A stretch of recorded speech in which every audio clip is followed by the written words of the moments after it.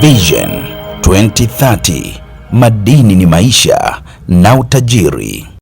Serikali kupitia Wizara ya Madini inaendelea na mchakato wa kuanzisha bodi ya usajili wa wataalamu Geosayansi Tanzania, Tanzania Geoscientific Registration Board TGRB, ambapo kwa sasa ipo katika hatua ya kukusanya maoni na mapendekezo ya wadau kabla ya kuanzishwa rasmi kwa bodi hiyo. Naibu Waziri wa Madini Dr. Steven Kiruso amesema hayo leo Januari 28, 2026 bungeni jijini Dodoma. Wakati akijibu swali la mbunge wa Bukene Mheshimiwa Stefano Luhende aliyetaka kufahamu ni lini serikali itakamilisha mchakato wa kuanzisha bodi hiyo ili kuongeza ufanisi katika sekta ya madini nchini.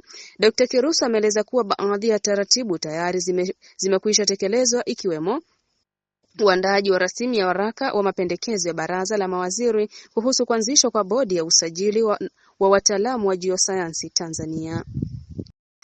Amefafanua kuwa kwa sasa Wizara ya Madini inaendelea na zoezi la kukusanya na kuchambua maoni na mapendekezo kutoka kwa wadau mbalimbali kuhusu masuala yatakayowezesha bodi hiyo kuanzishwa na kujiendesha kwa ufanisi, ikiwemo masuala ya uendeshaji na vyanzo vya fedha. Ameongeza kuwa mara baada ya kukamilika kwa zoezi la ukusanyaji na uchambuzi wa maoni, wizara itawasilisha waraka huo katika ngazi za maamuzi ya serikali ambazo ni kikao cha kitaalamu cha makatibu wakuu na kikao cha Baraza la Mawaziri kwa ajili ya kujadiliwa na kupata ridhaa ya kuanzishwa rasmi kwa bodi ya usajili wa wataalamu wa Geosayansi Tanzania. Kutoka bungeni Dodoma, Mohab TV.